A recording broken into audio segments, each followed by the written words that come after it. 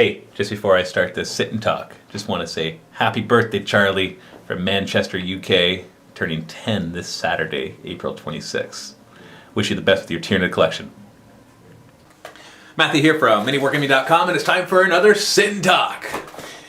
Just a quick announcement. Next week I am going on vacation, so I probably will not be doing a sit and talk. I wanted to say that right at the beginning so that everybody would know. So it's like, you have no excuse for not knowing, unless you don't watch the video at all. But then you wouldn't be watching this. Anyways, I have printed off the comments once again in the order in which they were voted. And we got lots of questions here, and I think, yeah, it actually, well, we've got 14 pages. I'm not going to be able to get through all of them.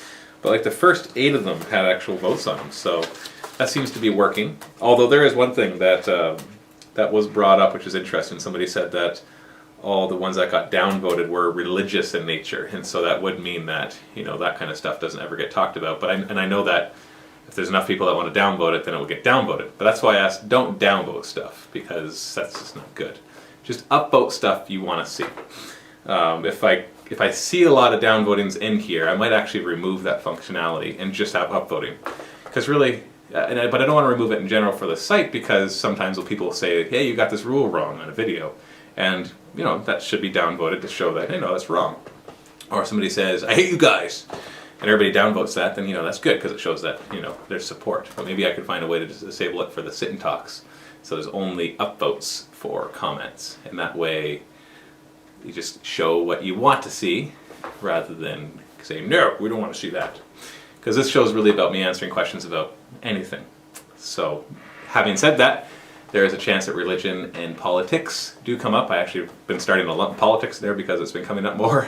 And that can get just as easily offensive as religion can to some people. Because obviously it's a very heated subject. So, sit and talk is just where I answer questions about anything. And so if you are easily offended by those things, please don't watch this show. Otherwise, enjoy, and I'm just going to start answering questions. Alfarius, and if you want to leave a question, you need to leave it on the Mini Wargaming site. If you're watching this on YouTube, I will put a link in the video description to this video on the Mini Wargaming site. Just saying.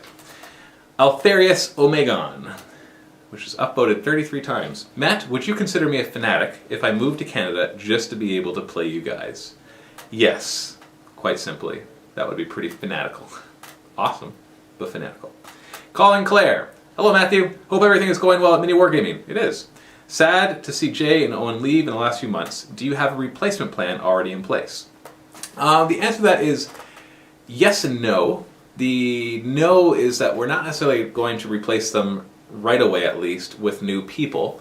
What instead we're going to replace them with is Dave and I doing more content. Dave is now back in the full swing of things, and he's doing lots of content, whereas before he was kind of on a hiatus while he was working on the Trolls book, which took a lot longer than was initially planned. And so that meant that for those few months, it was up to everybody else to get the content done, whereas normally he contributes quite a few videos to our weekly schedule.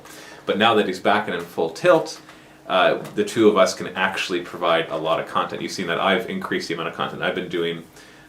Just this year, actually, I just kind of really kicked into high gear and now doing a lot more videos. And the same is going to be said for him.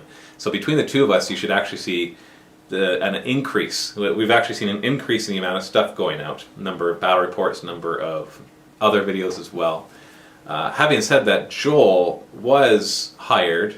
I should have pointed that out. Joel, who's doing our War Machine battle reports, was hired as a replacement of sorts for Owen, because Owen was doing our War Machine stuff and fantasy stuff, and now Joel's doing the War Machine stuff. Fantasy stuff it's going to take a little longer to get that in place. So yeah, I guess Joel was replacing it. On top of that, we are going to be.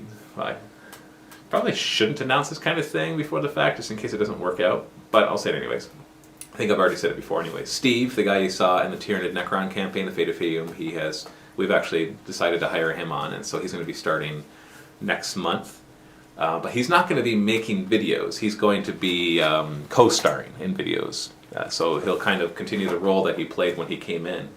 And he'll be doing campaigns with us, he'll be doing battle reports with us, but he won't be the main person in the video. He's going to be a co-star of sorts, or a supporting actor.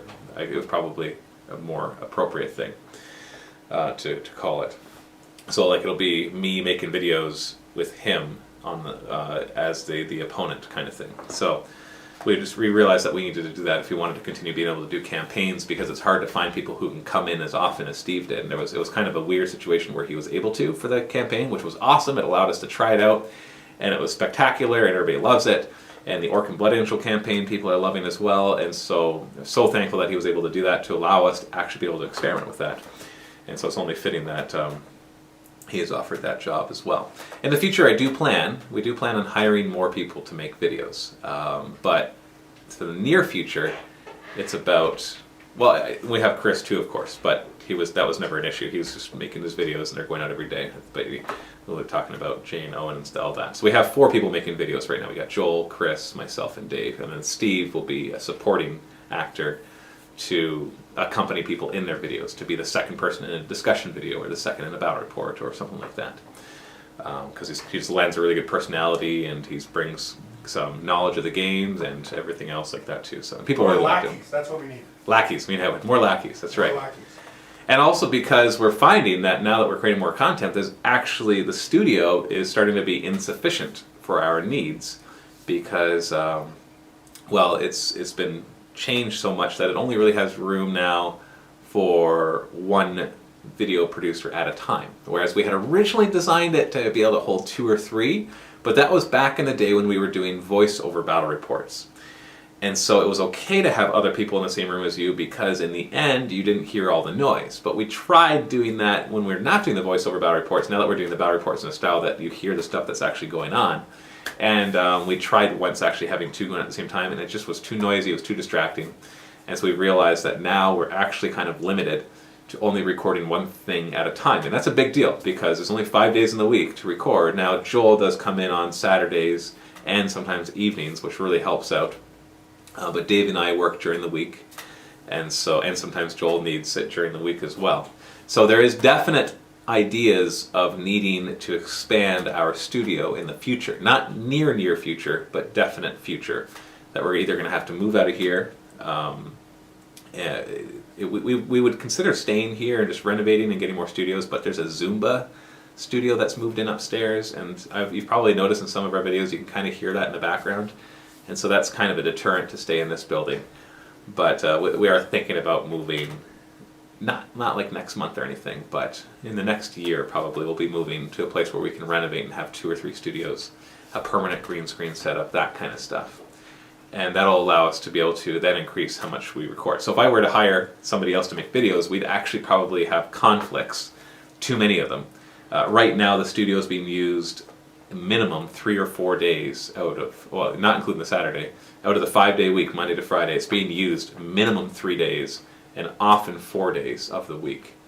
And so that doesn't leave much wiggle room for adding in somebody else making content. So that's kind of our limiting factor right now. And things are really growing, and so hopefully over the next year we'll be able to have the funds available and the vault membership size available to be able to afford to hire 1 or 2 more main people to make not just battle reports, but other supporting videos for Lackeys. no, not just lackeys, but actual main people who make the videos. More lackeys. So Colin Clare says, also, you want us to remind you about behind the scenes videos if we wanted them? Yes, please. Haha. Yeah, Dave is actually going to start doing those bi-weekly. That's the plan. That like I said last week in the Sit and Talk, we've kind of created a schedule, and we haven't like announced it except like on the Sit and Talk. There's not posts on our website, but every other week is going to be doing an Ask the Wargamer, and whenever an Ask the Wargamer goes out for free, there will be an accompanying behind the scenes or open vault. That has nothing to do with the Ask the Wargamer, but it's just that it comes out every other week at the same time the Ask the Wargamer does. And so yes, you will definitely see more of those. Haven't had a chance to watch a new campaign yet, but I am really looking forward to it. Thanks for coming out with one so soon. You're welcome. Really, we had to. You don't have something that people love that much, with that much success in getting people to sign up for the vault, and not continue doing that. It's just, we had to like say, we just got to do this. We've got to put a lot of attention into making this, and that's why you're seeing Dave and I in it, because it was just a solution, because I was like, we won't have anybody else to do one with us for a good month or 2, and it's going to be like a 2-month period between the last campaign and the next one. And then that's when Dave said, well, you know what, I can be in it, because this is just too important not to. And you know how I feel about Dave and I being in the same videos, that it's just it's very expensive because you're paying two people. And I know that we'll be paying Steve, but it's you got the two owners in the same video. That's for a full day, for 6 full production days really is what you're looking at, maybe 7 full production days by the time we're done. That's expensive for a series of videos. So, but that just shows you how important it was. Random Idiot 2. Sounds like I'm insulting you when I say your name, but that's what you put. Regarding the Chinese knockoffs, what if it is out of production, like a lot of the Lord of the Rings stuff is? Is it ethical then? See, that's a little tougher. The answer is, legally, it is still illegal in most countries. And so that would make it unethical. But I can see what you're saying. It's like, well, I couldn't even buy it from them if I wanted to. Like, there's no way for me to buy it from them. So is it wrong of me to go and buy the Chinese knockoffs? The answer that I believe is, the answer is still yes. Because Games Workshop still owns the copyright on those materials. There's a certain, in most countries have a certain period of time. I think it's usually 50 years, which sounds like a long time, but it's, you know, it's a good reason for that. That if a company doesn't do anything with a trademark thing or a patent, not patented, patents are different, or a copyrighted thing, then they actually lose the rights to that for good reason. Like, you can't 200 years ago say, hey, I made this thing, and 200 years later, that maybe if that company's still in existence but hasn't touched that for 200 years, and then they go and sue everybody else who's doing something similar. It basically becomes public domain, which opens up the copyright. But the Lord of the Rings stuff is definitely not public domain because it hasn't been long enough since they haven't done anything for it. So in 50 years from now, basically, if there's miniatures that they have not supported, if they've not done anything for, then it actually becomes legal in most countries to actually start producing your own. Although then there's the other aspects of whether the Lord of the Rings franchise has lost their copyright. So what it really, the answer to your question, I believe, and when you talk about ethics, this is obviously going to be very subjective, but I still strongly believe this, that the answer would be yes, it wouldn't be ethical. There are other ways to get your hands on those miniatures at a cheaper price. In fact, somebody's going to ask a question about it, so I'm not going to talk about that in a second right now. Vichy Swas, also, did you happen to notice that it seemed that the majority of the comments that got downvoted were religious in nature, no matter what their content? I hadn't noticed that until you pointed that out, and so then I looked, and I was like, oh, you're right, which is kind of sad. I know that some people come on here and they're like, I don't want to hear that stuff, but it is part of what this show is about. People get to ask me questions about me, so I ask everybody to respect that and not go downvoting things that they're going to disagree with. If you disagree with stuff on the show, then just don't watch the show, don't leave comments, and that's just where we should leave it. Because this is a show where people should be able to ask whatever they want without worrying about discrimination and everything else. If it's something that people ask and it's just too controversial, or it's just not something that I could really give a good answer to, then I'll say that. I'll say, I'm sorry, I don't think I could give an adequate answer to that without coming across the wrong way or people misunderstanding me. Then I'll tell them to email me personally. So if you ever have questions like that, of course, that you want me to answer, Matthew@miniwargaming.com. Just email me and I will be glad to respond. I don't necessarily respond quickly to the religious questions because I like to give them time. Not just time to think about, but actually so I can sit down and have enough time to give them a good answer, not just a quick answer. So if you do email me, I promise I will get back to you. Unless you're super offensive. And you're just like, I think you should rot because you mentioned the word religion. And I'll be like, spam. But other than that, I haven't had anybody do that so far. It's actually, which is surprising if you really think about it. Everybody's been really respectful. People disagree all the time with me, and that's fine, but they do it very respectfully, so that's good. Thank you for being so awesome. Mindfulness1. Hi Matt, how was your Easter? Have a favorite Easter candy? My Easter was good. Do I have a favorite Easter candy?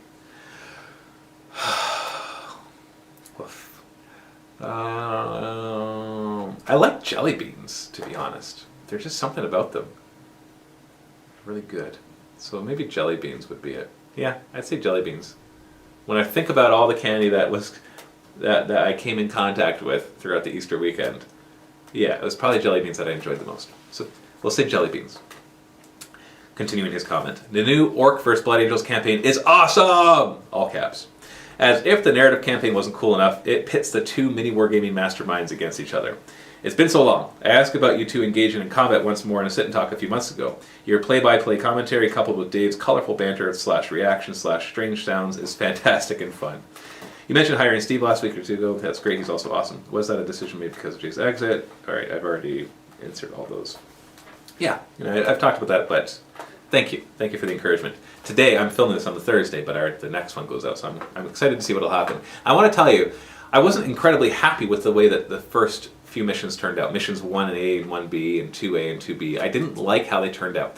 I tried some stuff, and I don't feel like it turned out really well. I think it was made up for the fact by just the energy that we can put into the video, and we can have fun anyways. But I didn't like the imbalance of it. And so I want you to know that I've thought of that. And the missions 3A and 3B, and then 4A and 4B, way better. So if you've enjoyed missions 1 and missions 2, or week 1 and week 2 of the campaign, then you're going to love week 3 and week 4. Some pretty awesome stuff. Plus the story gets more interesting too. Right now it's just orcs fighting blood angels, well, whatever, but then we're going to kind of find out more details of the story of what is going on. Yeakraz, or Yeakraz, or Yeakraz, or Yeakraz. I understand and agree with your point of view on buying recasts of models. However, I was wondering what your view is on buying used models from auction sites such as eBay. So this is where we're going to get to. I think that is totally fine. It is not illegal, unethical, or immoral. There's nothing wrong. There's nothing illegal about having purchased a physical product and reselling it as a used product. There's nothing wrong with that whatsoever. I know that you might think, well, Games Workshop has in their trade agreement that you're not allowed to sell online. But that is not a legal thing. Although I guess it kind of is a legal thing, but it's not like it becomes illegal to sell online. All it means is that they won't sell stuff at a discounted price to you if you sell it online. That does not mean that you're not allowed to buy it at full retail, paint it up, play with it for a while, and then resell it. Or sell it still new in the box, but just whatever. So going back to the person who says, well, the out-of-print stuff, how do I get that? A lot of stuff you can find on eBay, and you can buy off other people used. So I've been looking at getting into Battlefleet Gothic for our 40k narrative campaigns, and so I've been looking a lot on eBay because all that stuff is out of print.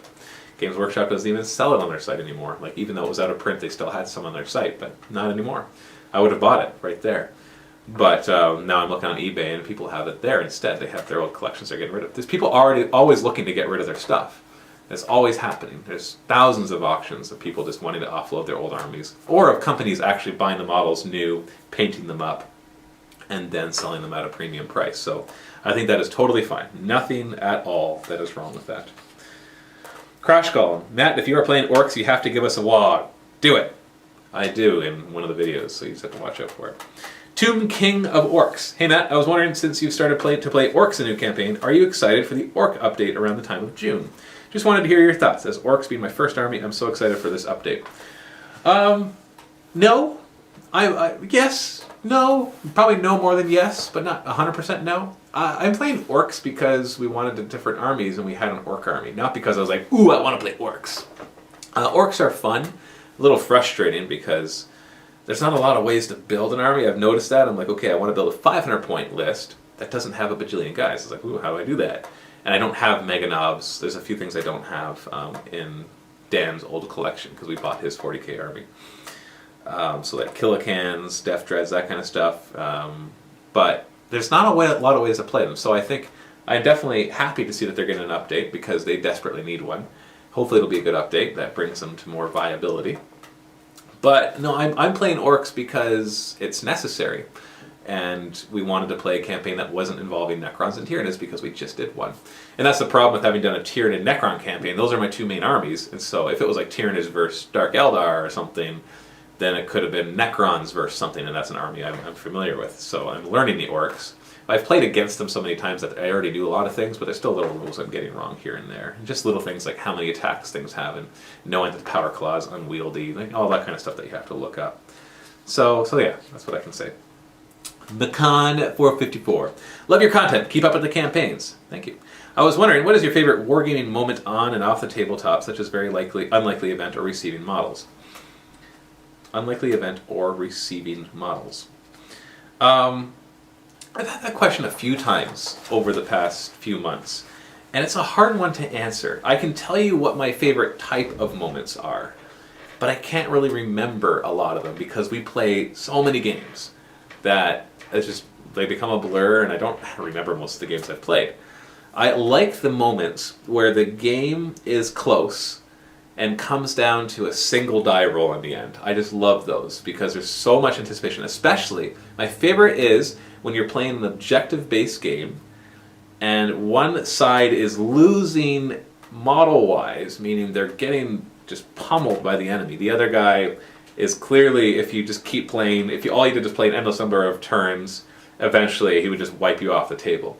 But it comes down to like it's turn 6 and you're holding just enough objectives with your meager remnants of your army that if it ends at turn 6 on that roll of 4+, or the 4+ it continues, so it's a 50-50 chance that if it ends, then you win, but if it doesn't end, then he's clearly going to wipe you out in turn 7. I love those moments.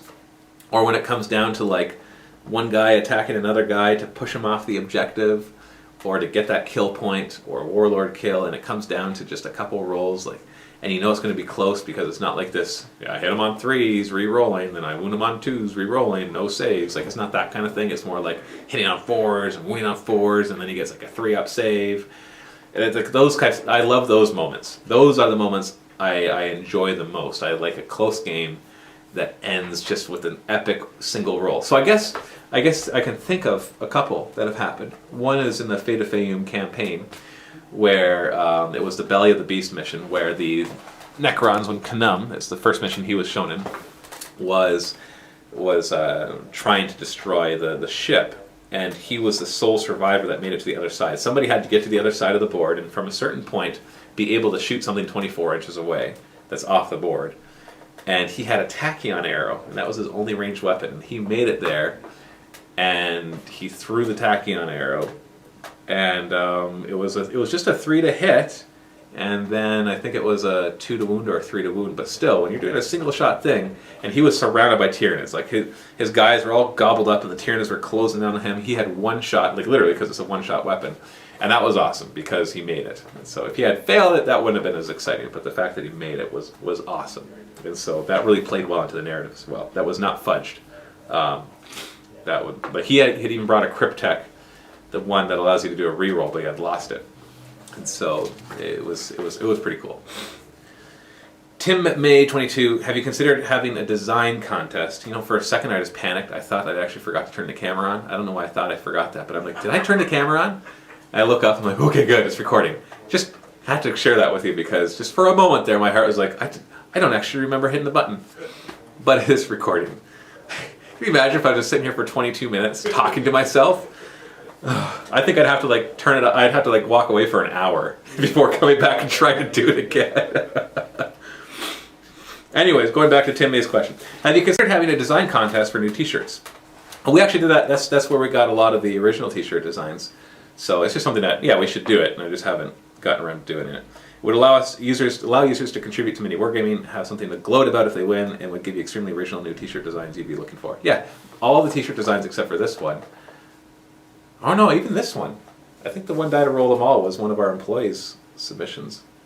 All the ones like the evolution of a Wargamer, they were all submissions. This is my 6+ save shirt. Those were all user submissions, so we should do that again and get some more in there. Lord Raptor, I'm at what's with the missing corner on that thing, square/box, I don't want to call it, that you roll the dice on. Cheers. That was made by Colonel Craig, and the idea is that you could roll your dice in there, and then you could pick it up, and you could dump it. You could dump all the dice into somebody's hands. So if you roll 30 dice into there, and then you pick out all the misses, and then you hold the person's hands out, and you can dump them all in. It's quite ingenious, and we've used that so many times too, as you've seen. Alpha Space Wolf. Wow, Alpha Space Wolf. Hey Matt, I know you guys at Mini Wargaming only post battle reports with fully painted models. My friends and I are trying to get more local players in our town, and we're thinking of having a league, some kind of escalation, where we start small and build up, but you can only play with what you have painted. This would motivate the new players to buy a new unit each week in order to reach the point value and motivate all players to get what they painted if they want to advance. However, do you believe it would have the opposite effect and keep people from not wanting to play? Do you think you guys are missing out on playing battle reports against great opponents who could be strategic geniuses but don't like to paint and don't have their army painted? That's a great question. It is a fundamental thing that we kind of deal with in this hobby because this hobby requires a lot of time and energy. And so you're always going to have a good portion of people in it who don't have that time or don't want to put the time into it. And so like to bring in their gray models. And that's just, I'll tell you, I just don't find it fun to play against somebody whose models aren't painted. I know it's something different when you just started the army and you just want to try out the units. But I guess I've been spoiled. I've been playing with painted armies against painted armies for so long now with really good terrain, or at least decent terrain, that I can't do anything else. It just doesn't feel like I'm playing the game. That could be because of the fact that we're spoiled and that we always do that.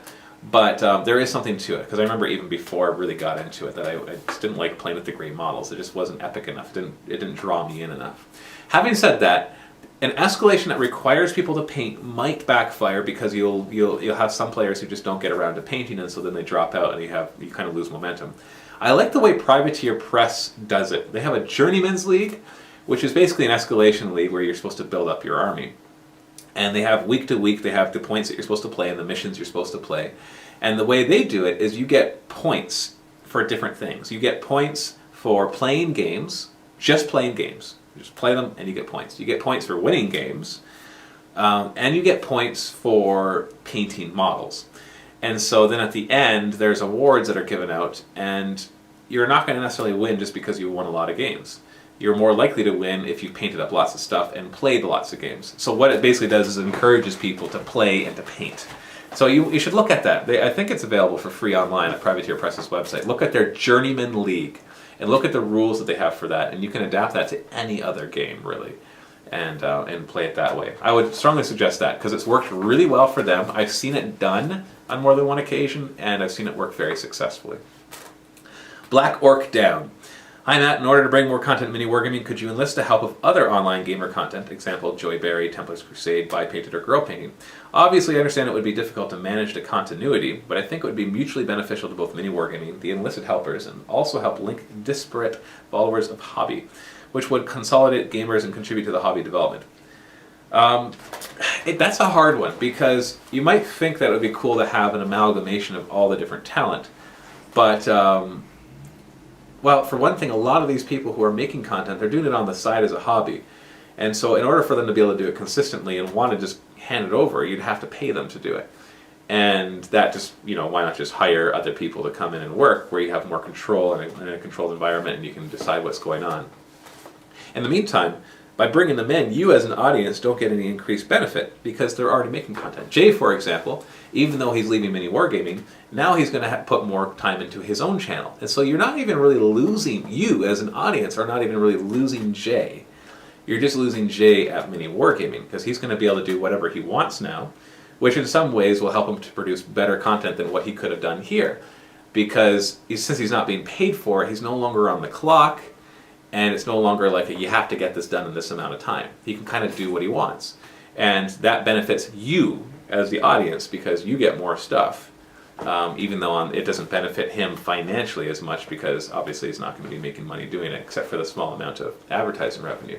And so bringing in all these other people who are already making videos, like you can already subscribe to all of them. They are all their own thing. Trying to amalgamate them all on one place not only would be a nightmare for management and everything, but I just don't think it would be feasible. I don't think we don't have the money to do it, and it just wouldn't work necessarily. So it's just better instead that we get to see them at Valhalla. We can link each other's videos. We can like each other's videos. We can subscribe and all that kind of stuff. So I think that's the best way to do it for now. As another comment from Black Orc Down pointed out, the hobby is often deemed as uncool. However, I believe that the main benefit of the internet is to enable otherwise small groups to coalesce and further develop like-minded individuals' opportunities. Mini Wargaming could be the focal point of this and could play a significant role in rewriting the norm. Just as playing computer games was once the reserve of the nerd, or geek, just a thought. Yeah, and hopefully that we're kind of doing that just by putting out a lot of videos on YouTube too. By the way, you have often referred to Beasts of War and their polished videos, good content and overall impact, contribution to the hobby. Personally, I believe Mini Wargaming contributes far more. It presents a more accessible, rounded product with more personality. Please continue to do so as you are, and try not to aspire to something I am convinced you have already surpassed. Well, thank you for that compliment. Although at the same time, yeah, you know what I mean. I don't have to say it, but Beasts of War I think is just different. They definitely have a different way of approaching making videos than we do. But I think the main reason that we have more subscribers than they do, there's two things. One, their YouTube channel got shut down, so they had to kind of start over because they've managed to build back up to like 30 or 40,000 subscribers even after being shut down. And number two is they cover a lot of games, which is great for the wargaming community because they cover things that normally wouldn't get covered. They cover Mantic stuff, they cover Drop Zone Commander, they cover Dreadball's Mantic. They cover like Wild West. I've seen them cover Infinity. They really seem to cover a lot more. Flames of War, a lot more of the fringe games, which is great for the community. But as they won't get as many views, is what it comes down to because there's not as many people watching those games. But that doesn't mean it's a bad idea that they're doing it. It just means that it's different. They are a different company. The things that when I see them. That I would aspire to is things like production value, where they have better cameras and they have a cool studio setup. And so I'm glad that they have that kind of stuff because it gives us ideas of what we can do in order to improve our content. Although, like I said before, I don't think I ever want to put as much polish into the videos, at least to a degree, just because it's never quite worth the investment of the money and time that puts into it rather than just making more videos with that time and money. Because everything has a price. Everything has a price. And so we have to kind of keep that in mind. But thank you for the compliment.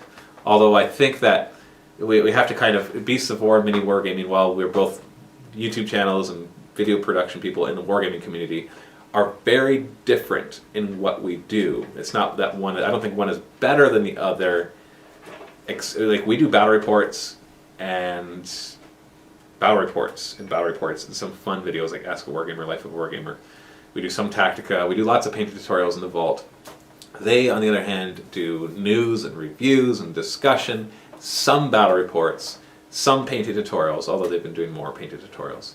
But it's just it barely overlaps except for the fact that we're both doing miniature wargaming. So, and I love that. I love the fact that that they're doing all this other stuff because I get to see what's working and see them experiment with stuff, and there's definitely advantages there. Zabi, Matt, how do you determine warlord traits and character traits? In the game, you just roll for it, right? I believe you said before that you had a Oh, you're talking about the narrative. We don't do warlord traits. We actually never roll for them because they're just too random and don't make any sense for our campaign. For the character traits, it's pretty straightforward. If a guy upgrades, basically he can usually add 1 to any of his attributes, except for ones that don't make sense.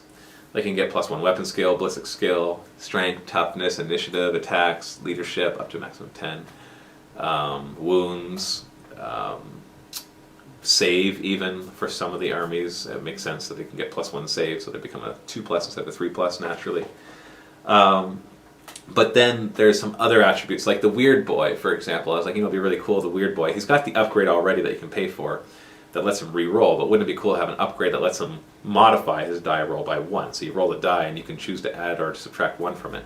And I thought, well, why not do that with other psychers? So the Librarian has that too. So when he has the upgrade right now, Librarian Byron, that when he, am I giving stuff away? No, I don't think I am.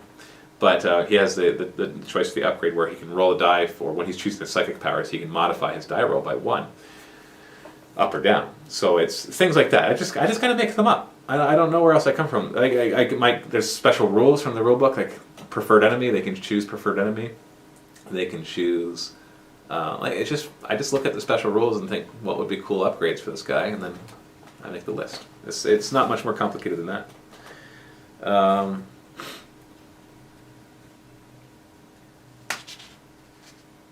Okay. If you purchase traits from the books, how do you price them? Some traits are certainly more valuable than others. See, I don't go as far as to worry about that because you're talking about like the difference of 20 points or 40 points, but in the end, you get them for free. You have to your guy has to upgrade right now in the narrative campaigns, in order to upgrade a character, he has to participate in a mission where he does not die, because he might not be dead, but where he does not die in the mission, and where either they win the mission or he wins a challenge. One of those two things.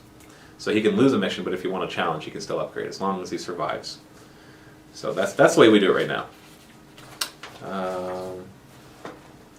I've been following Mini Wargaming for almost a year via YouTube, and I finally became a Vault member after your Fate of Fame campaign with Steve. Now I'm wishing I would have become a member sooner. Glad to hear that. I love hearing that.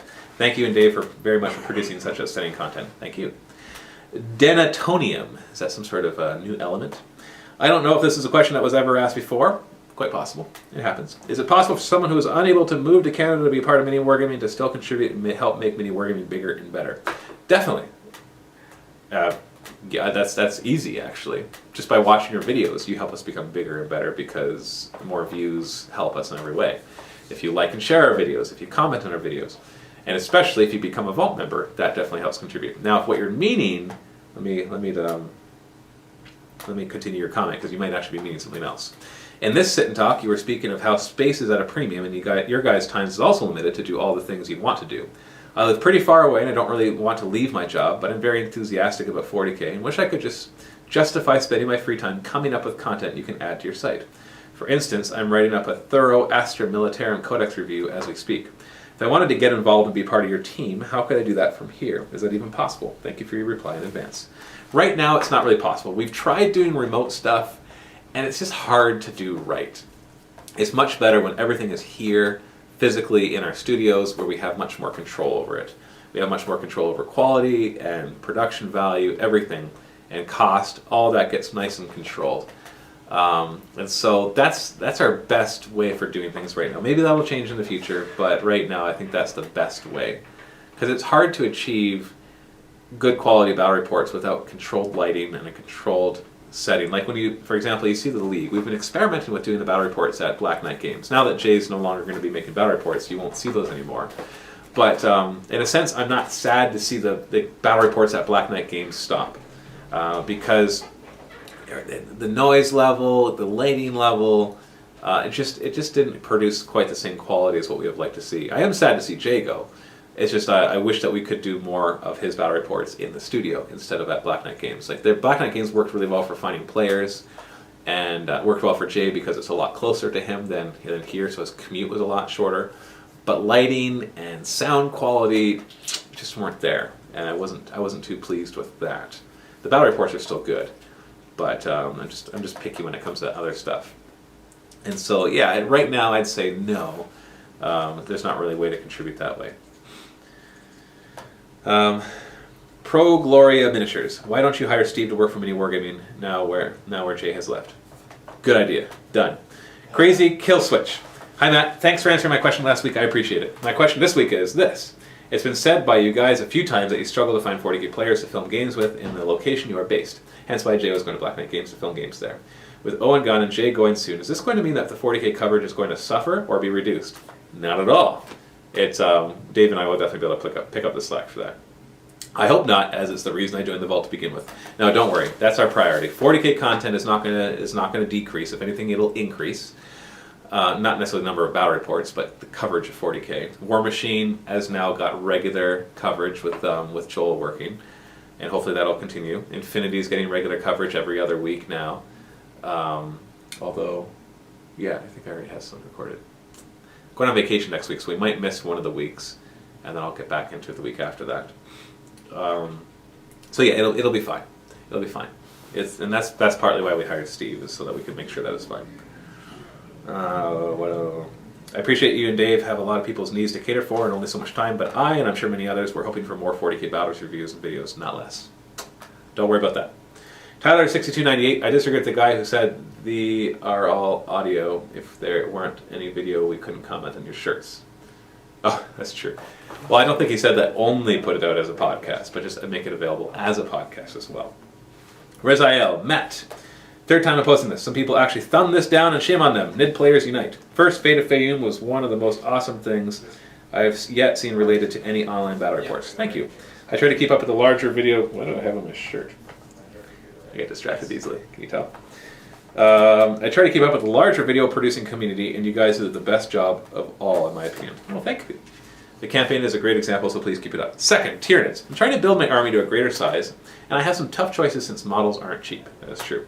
I'm going to rapid fire some combos at you, and hopefully you can give me fast yay or nay type feedback. Vast hordes of base Termagants with a prime and Venom Throws. Okay, I can't give you a quick answer to that. Is that all you're bringing, or is that like the meat and you've got some additional support? Venom Thropes, Termagants, screening something else that's more important, such as Carnifexes or Warriors or Tyrannifexes or Hive Tyrants. That's a good idea. But if that's like you're hoping to win the game with those, not so much. A Tyranid Prime, I think, is most useful when attached to a group of warriors with ranged weaponry because they get the +1 ballistic skill and they can shoot a lot better. So I wouldn't attach them to a big group of Termagants. Swarm Lord with base Tyrant Guards screened by Venom Throats and Gaunts. Run as fast as possible through terrain for saves and assault. The Swarm Lord, if you're looking for tactical advice, he doesn't usually work that well. He usually dies too easily. Hive Tyrant is usually a better bet, especially if you give him wings, so he has a lot more mobility. I know I've actually, my last game, which hasn't been posted yet, I used him a lot better. Need my cord? Yes, please. Is your battery dead? Dead. Oh, okay. Yeah. All right. Well, It's blinking on me. Hopefully my battery's still good. Hold on. I've got 15 minutes, so not enough. How long before you start? They're both here I'll be now. right back. All right, I'm back. Okay, so Hive Tyrants tend to do a lot better. In the latest battle report that I did, it's not yet posted, I actually followed some people's advice and didn't just take my flying Hive Tyrant and just fly him up to try to kill something. I was a lot more conservative with him, and he did a lot more. So flying Hive Tyrants, I think, are better than Swarm Lords. Now, you know, if you've watched this show, you know that I'm not like a min-maxer of stuff, but if you're asking like tactical advice of what is better, then that's what I would say. Hive Crone or Flyrant for anti-air. Flyrant is far superior for anti-air than a Hive Crone. That's what it comes down to. Double, like 2 twin-linked Devours, 12 shot, strength 6, twin-linked. It's just the easy answer to almost any aircraft. So definitely. Hive Crone is still useful. You can still bring him because he can do other stuff as well. Most ideas are based on Tyranid throwaway concept where your forces are mostly expendable. If you got through all that, you are the man. Thank you. I am the man. Yeah, basically the way I usually try to do it is, with the new codex, it seems it's kind of pulled the tactics away from the swarms, which is too bad. Not that the swarms don't work anymore, but they just made so many other things work really well, like warriors and a lot of the monstrous creatures. But the tactic of just providing so many targets still works. Like the fact that Termagants are only 4 points apiece now, that's just awesome. And you can bring so many of them that it's just you can bring like a max squad of 30 for 120 points. Like, that's ridiculous. And if you do, or you bring a squad of 20, you bring like 3 or 4 squads of those to screen your front guys and to hold objectives, then they have to deal with them. They're not hard to deal with, but they have to deal with them. You throw some Venom Thropes in there for annoyance, because they really are annoying. And most armies will have a hard time taking everything out. So they have a choice. Do they take care of the guys out front, who there's a bajillion of, and who can hold objectives? Or do they shoot at the monstrous creatures behind, who will be getting like 3+ cover saves because there's a Venom Throat nearby? So, yeah, it won't be impossible to beat for other people, that's for sure, but it'll definitely be harder. Theosis. Howdy, Matt. My name's also Matt. What a coincidence. I'm a new member, and I'm looking to do 2 things. First, I plan on doing a trip to Canada for a week to hang out at your store and do bat We don't have a store, but we do have a studio. Second, I plan on becoming a full Vault member once funds allow, because the idea of the Vault seems awesome. That's awesome. I have 2 questions. First, do you have any advice for someone planning a trip from the United States? Suggestions on hotels, food, etc. Well, Canada's pretty much the same as the United States. So there's hotels nearby. They're just like cheap hotels. There's some nice ones like Best Westerns and stuff where it's still inexpensive without being like cockroach ridden. Food-wise, we've got the same kind of food here. There's a good sushi place not too far away. It's a good Chinese place right across the street.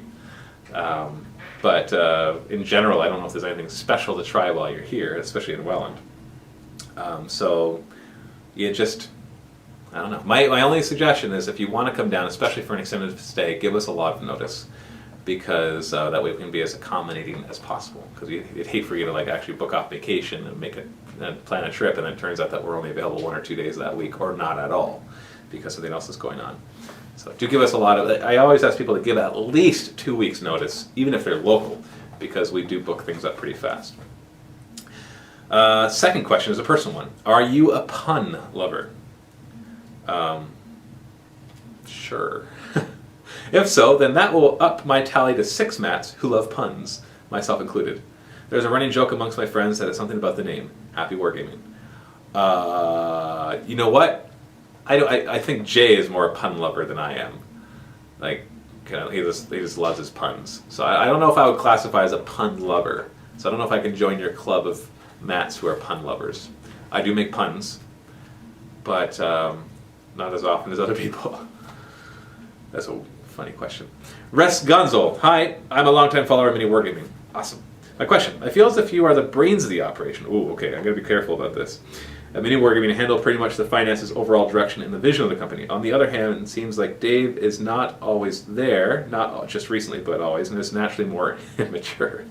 Do you feel you could run the business better if Dave wasn't in the picture? You know what? As much as that question is like, woo, okay, I'm going to answer it very honestly because I think that's important that you understand. What appears to be the case on video and the perception that you get through videos is, I can tell you, usually not the way things are run behind the scenes. And that's the case for almost anything. That it's really hard. You're just getting little snippets, and it's when we are acting certain ways. So to answer your question, first, flat out, while you're right that I do handle most of the finances, when it comes to the direction and vision of the company, we both definitely work together on that. We both have ideas that go forward and that get pushed forward as well. Maybe more often than not, I push forward ideas, but I don't even think that's the case. Let me think. Only recently, only that because he's been busy with his Trolls book. So no, I wouldn't say that that's the case even. And so, in fact, in some cases, it's him that's doing a lot more of the pushing of the direction of the videos. I definitely enjoy the marketing and like analyzing reports and all the finances a lot more than Dave does. And that's fine because let me tell you something. A business partnership is hard to make work. And one way that it will fail, almost for sure, is if both people are exactly the same. And by that I mean like both of them are really into marketing, both of them are really into finances, both of them are really into acting and video production, both of them. And because if you're both the same, then you're just going to be constantly butting heads because you're both going to want things going a different direction. Dave and I work together really well because we have different interests. I enjoy the marketing and financial part of things, and he really enjoys the video production end of things. He would be more than content to do nothing but make videos 40 hours a week. Unfortunately, you can't always do that because we have to also run a business and manage other things, but that's what he would love to do. That's his dream. And so that's why you see him doing more of the, like when you say that he seems more immature, what he's actually doing a lot is acting on camera. He likes to just kind of have this persona of being crazy and chaotic, and he's taken that persona and he's really run with it. And so it's definitely not that. So I just want to say that, I guess officially, not that everybody that is on Mini Wargaming is going to see this, but no, I definitely, and to answer your question, do you feel like you could run the business better if Dave wasn't in the picture? The answer is a definite no. And I've got experience with that because the past few months, Dave was so busy with his Trolls book that I kind of got a little taste of what it would be like if Dave wasn't around to make content. And it was hard. It was very hard. I had to work a lot harder at making content and at still maintaining the other stuff that I have to do. And it was incredibly hard and stressful. And so, no, it would not be easier without him here. It would maybe be a little less complicated because all of a sudden I don't have to run anything by anybody. It would just be me making decisions and nothing else. And with a partnership, you have to agree on things. You have to have business meetings and sit down and really discuss. There's been times where we've had really long discussions where we just don't get anywhere. And we have to think about it for a while and come back to it. But no, it definitely would not be easier. There's a lot of weight that he pulls that allows me to focus on the other things. So hopefully that answers your question. I can see elements of why you would think what you do because, like, for example, I do a sit and talk and I talk about business and all that, and he does a Shrine of Chaos and he does all sorts of random stuff. But that's more just because of that's kind of what he wants to do. He wants to do the crazy Ask the Wargamer, Life of a Wargamer, that kind of stuff. He just enjoys that, and I think a lot of people really like that about him. For a long time, he was the main personality of Mini Wargaming. I've stepped in the past few years and done a lot more, and especially in the past few months, and really picked it up. But it was about Dave and me just behind the scenes. And now it's not just like that because I've been doing a lot more content. But that's the persona is going to come across through the content we create, and a lot of that is acting. So it's really hard to really guess the personalities of somebody just by the way that they're acting on a video, because people do act different on videos. Although Dave is crazy a lot of times off video too, but no, he's definitely not immature when it comes to making the decisions and all of that. So I just want to put that out there. So as much as it was kind of a touchy subject, and I don't necessarily think that Rez Gonzel was trying to insult Dave. I think that he was asking an honest question about the way things may appear, but I just want to put that out there. Chaos Unbound. Hi Matt, really enjoyed the narrative campaigns. Keep up the good work. I was just wondering how big you were planning to grow your orc army. I wasn't planning on growing it. Not right now, at least. We're just using what we have for this campaign. Drac90. Hey Matt, wargaming enthusiast from Mexico. A couple of questions / comments. First, I have to say I love your content. It is ever fulfilling. Well, thank you. I don't think I've ever been told it's fulfilling. That's great. The campaigns have definitely made it better, and I love the new campaign, especially when you roleplay the orc's voice. I think that makes it fantastic. Oh, thank you.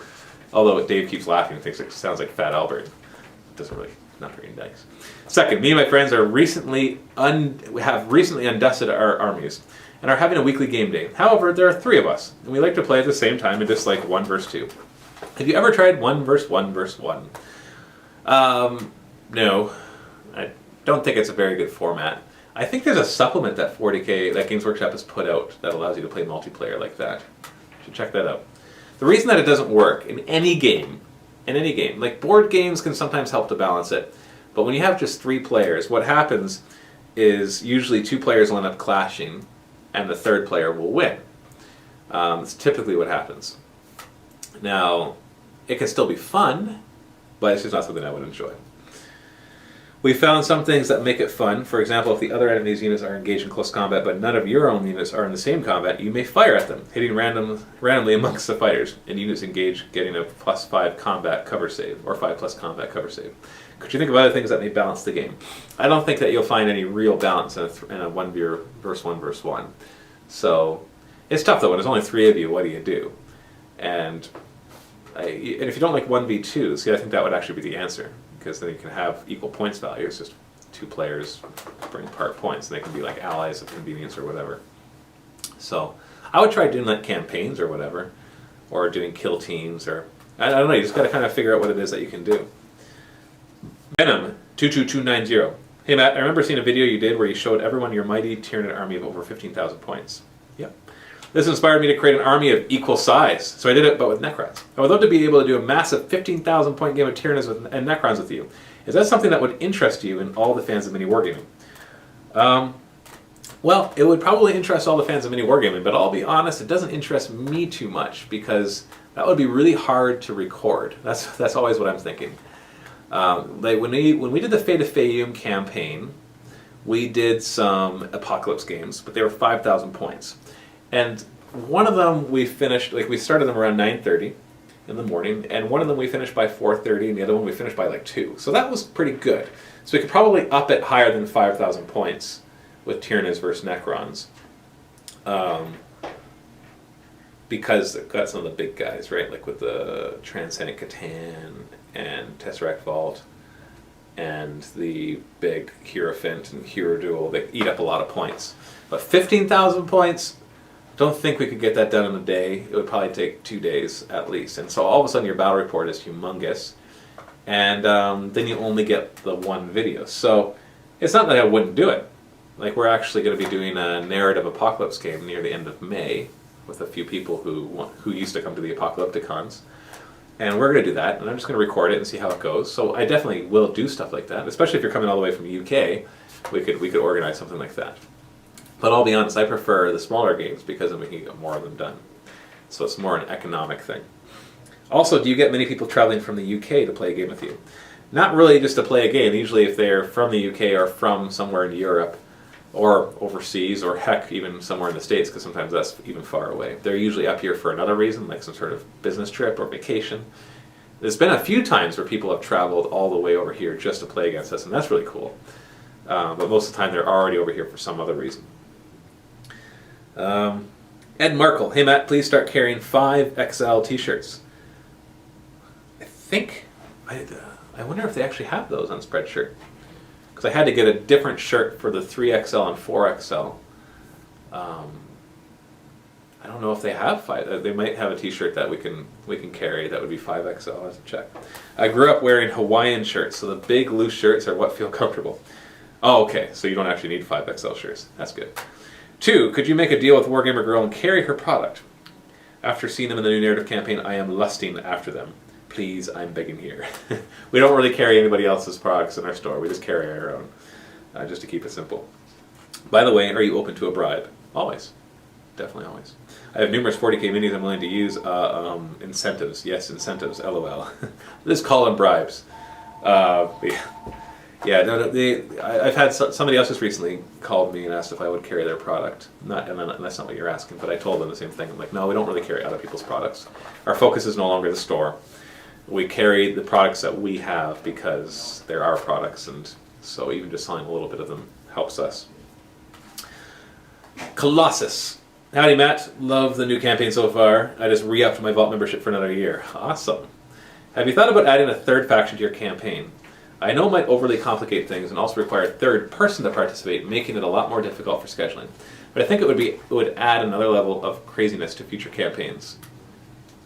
Let me just say the answer to that question is yes, I have thought about it. I'm not going to say anything else. You're going to have to just watch the campaign. Also, we recently started a casual game night for 40k not too long ago at our local gaming group, and have got to say it is a major hit. Love the fact I can make a non-competitive list and just go have fun. Orcs allied with Necrons equals hilariousness/awesomeness. That's the way to play it, really. Occasionally you want to play competitively, like if you got a new army, or you're like, you know what, I really want to bring this awesome Necron list. Can you bring your awesome X list? And we'll see what happens. Pocket Boy. Matt, what makes campaigns so much fun is to watch the heroes fight against all odds.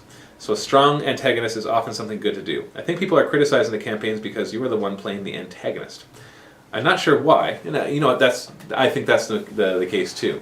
Is if there's any imbalance or perceived imbalance, because even if there's balanced dice can create imbalance, in a mission, and I win, people will get upset.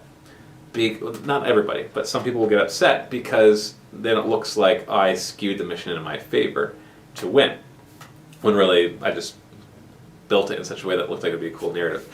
And some people have noticed that it seems that you give all the cool stuff to what you're playing and not to your opponent. Like you've got interesting things going on.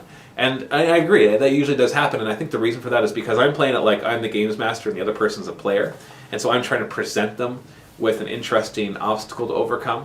But I do agree that it has to kind of go both ways to keep it interesting, because you as the audience don't necessarily see it that way. That's just the way I feel as I'm doing it. Like I'm the games master making this campaign that I'm then walking the other person through. I'm not trying to beat them.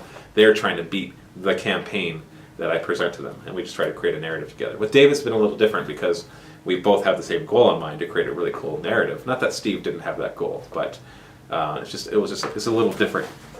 But yeah, I do agree that because I'm the antagonist, and then if I win, then obviously people get upset about that. But you know what? I've kind of learned to just kind of run with that. If people get upset with certain things like that, I realize it's because they're emotionally charged, and that's good. They care, and then so they post and they put their comments there. Really, when you look at TV shows, how many TV shows that are really popular don't have tons of criticisms as well?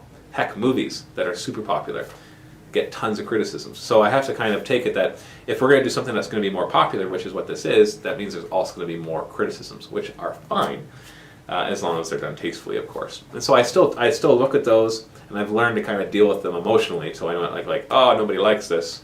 I can still see how many people do like it, and I can say, okay, should that criticism affect the way we do this, or do I just kind of take it as they're just getting so emotionally into it that they can't see past what is going on? And sometimes it's one, and sometimes it's the other. I'm not sure why, but I think people who like to see you struggle as the protagonist. You make such a good underdog fighter. But it's nice to see Dave with his protagonist attitude being the underdog too. His comments made me laugh a lot in the two first missions of the campaign. Yeah, I'm the one that's kind of running the campaign, and Dave is just the player in it. That's the way we're doing this right now, so that's why you're seeing... I have grown up always being the antagonist in everything that I do, in games that I do. Like, I grew up... I've got 3 brothers, 1 older and 2 younger. My older brother, growing up, we never really played together. We're really good friends now, but growing up, it just wasn't there. Whereas my 2 younger brothers... we always played together. The three of us did. And so we played Legos. But when we played Lego, we'd sit down and be like, what are we going to do today? We're going to do castle Lego. And so we'd spend like a couple hours building castle stuff, and then we would play a game with it. But I'd always be the bad guy. And I'd always make it so they'd have sort of unbeatable odds until they just figured out the one weakness in the bad guy, and then they'd win. I'd always do that. And then we started playing role-playing games, and I was always the games master. Always. And it just always turned out that way, that I was the one being the games master, being the one running the games. And so that's kind of carrying over into this as well. It's always been something I've liked to do. I enjoy being the games master and the coordinator more than I enjoy playing, by far. With Varian, hey Matt, you talked about expanding the mini wargaming brand in the past. Would you ever consider trying to make mini wargaming into a franchise, that perhaps someday there will be a Britain/European equivalent? Yeah, one day. Once we've figured out the business model, and we haven't had some major change every single year, because every single year there's been some sort of major change, so we're still figuring it out. So then once we've got it down to a system where it's just basically you attach more people making more videos, and as long as the expenses make sense, then it would make sense to have another studio open somewhere else. I've already thought about that just for the sake of opening up a studio somewhere where there's access to more players, so that you can do more stuff with that. Especially if you want to cover smaller games. Like, it's been a bit of a challenge with Infinity because there's only really 2 players that come into play. Chase and Adam are great, but to really cover a game well, it helps to have a lot of players, so you get a variety of tactics, variety of armies, and a variety of personalities and all of that. Random Idiot 2. Did your website get affected by the Heartbleed bug? Yes and no. Yes, it's I think we use OpenSSL. Basically, I emailed our support for our dedicated server and said, is this a problem for us? And they replied saying, well, we should patch it. And so they did. Now, the Heartbleed bug, the problem with it is that you can never know if anything happened. Basically, what it did is if during the period of time where it was vulnerable, if you logged in, then your credentials would have been exposed if the Heartbleed bug was a problem. And so we don't know if it was. And so that's why they advise people who had been logging into things to change their password. Now, the thing with mini wargaming is, if somebody did get your username and password, it's not that big a deal. No financial information is exposed. Like, we store financial information because we have to. Like, if you have a Vault membership, we have to store your credit card information. But the Heartbleed bug couldn't get access to that. All it could do was monitor the encrypted airwaves and actually decrypt things that were going back and forth. But none of that was a problem. It was only a problem if you logged in with your username and password. So the answer is, it should be fine. If you feel uneasy about it, you can change your password, but we have not seen any problems. And we're all patched up and good, so.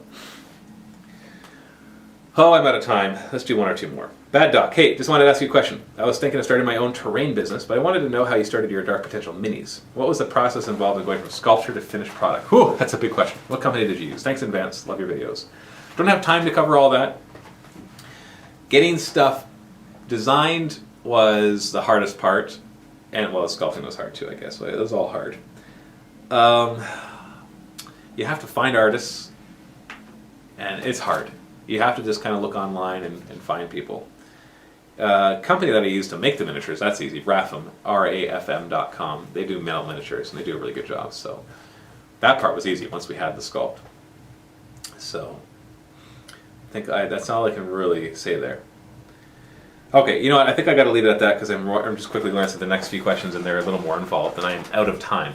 But thank you for your questions, and of course, leave your questions and comments below, and thumb up any ones that you want to see. Do not thumb down ones that you don't want to see, please. Give everybody a nice equal opportunity to get their stuff thumbed up, rather than a bunch of people thumbing down something just because it might be a little touchy. This show is about touchy.